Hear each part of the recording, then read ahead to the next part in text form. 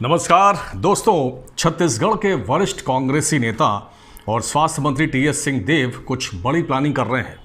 खबर है कि आलाकमान फिलहाल छत्तीसगढ़ में मुख्यमंत्री बदलने के मूड में नहीं है और जब से टीएस सिंहदेव को आलाकमान की तरफ से बताया गया है कि अभी छत्तीसगढ़ में सीएम बदलना मुमकिन नहीं है, तब से वो किसी बड़ी प्लानिंग में लगे हैं।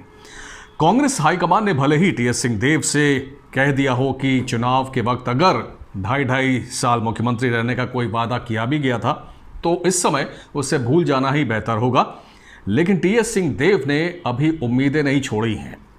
पिछले हफ्ते वो जब ऑफिस नहीं आ रहे थे तो शुरू में ये समझा गया कि कोई स्थानीय व्यस्तता हो सकती है, बिजी हो सकते हैं, लेकिन जब ये जानकारी मिली कि वो छत्तीसगढ़ में नहीं बल्कि दिल्ली में डटे हुए हैं तो तमाम कैंपों में हड़कंप मच गया और मुख्यमंत्री भूपेश बघेल के कैंप में भी हड़कंप मचा और ये पता करने की कोशिश शुरू हुई कि आखिर टीएस सिंहदेव दिल्ली में क्यों जमे हुए हैं।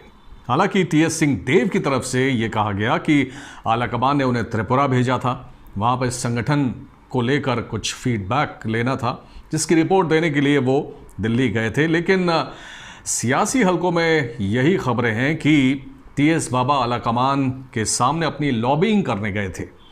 बघेल कैंप की तरफ से टटोलने की कोशिश शुरू हुई कि टीएस बाबा के दिल्ली में डेरा डालने का प्रयोजन क्या था, किस मकसद से वो वहाँ गए थे, वो किसके भरोसे दिल्ली में हैं और अब तक किन किन कांग्रेसी नेताओं से उन्होंने मुलाकात की है।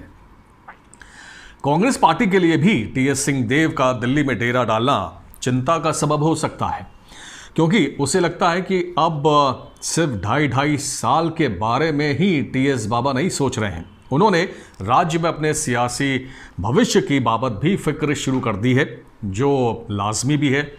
उन्हें मालूम है कि अगर भूपेश बघेल 5 साल का कार्यकाल पूरा करते हैं तो अगला चुनाव भी पार्टी उन्हीं के नेतृत्व में, उन्हीं के चेहरे पर लड़ना चाहेगी और अगर पार्टी दोबारा सत्ता में आती है तो तय बात है कि भूपेश बघेल को ही जीत का श्रेय जाएगा और मुख्यमंत्री का पद भी उन्हें ही मिलेगा और उस समय मुख्यमंत्री पद पर पहुंचने की सभी संभावनाएं टीएस सिंहदेव के लिए खत्म हो जाएंगी।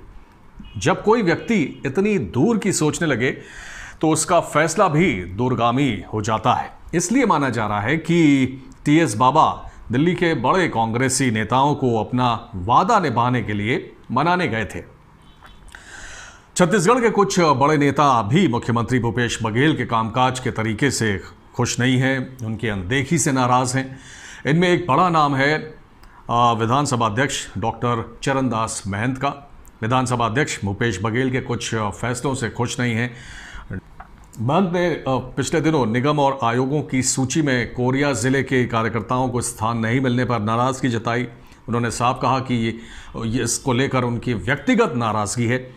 छत्तीसगढ़ कांग्रेस अध्यक्ष मोहन मरकाम ने चरणदास महंत की नाराजगी के बावजूद चोलेश्वर चंद्राकर को जांजगीर चांपा का जिलाध्यक्ष बना दिया था, उससे भी महंत काफ़ी नाराज थे।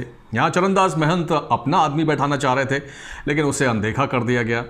जाहिर सी बात है, जो बड़े नेता हैं वो अपने क्षेत्र में अपने ही विश्वास पात्रों को बैठाना चाहते हैं ताकि आगे चलकर चुनाव में उनका काम आसान हो जाए। उधर टीएस सिंहदेव पर बघेल कैंप के आदिवासी विधायक बृहस्पति सिंह ने जिस तरह से गंभीर आरोप लगाए और कवर्धा और बेमेतरा जैसे छोटे जिलों का प्रभारी मंत्री बनाया जाना, चाहे वो स्वास्थ्य मंत्रालय से ही जुड़ा हुआ मामला क्यों ना हो, जो कि टीएस सिंहदेव जिसके मंत्री हैं, उसमें भी उनसे सलाह मशवरा नहीं करते मुख्यमंत्री और बड़े बड़े फैसले ले लेते हैं।